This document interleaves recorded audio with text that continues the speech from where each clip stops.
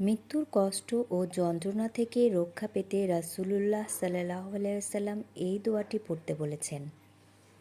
দোয়াটি হলো, আল্লাহুম্মা আইন্নি আলা গামারাতিল মাউতি ওয়া সাকারাতিল মাউত।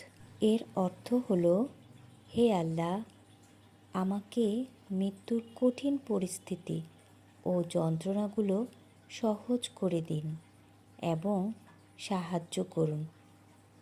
এছাড়া বেশি বেশি সুবহানাল্লাহি ওয়া বিহামদিহি, আস্তাগফিরুল্লাহ ওয়া আতুবু ইলাইহি পড়া যেতে পারে।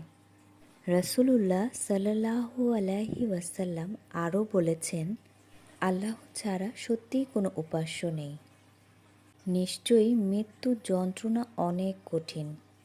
ওগো আরশের মালিক, মৃত্যু তো হবেই, তবে সেটি যেন ঈমানের সহিত হয়। ভিডিওটি ভালো লাগলে অবশ্যই লাইক কমেন্ট করে আমার পাশে থাকবেন। আল্লাহ হাফেজ।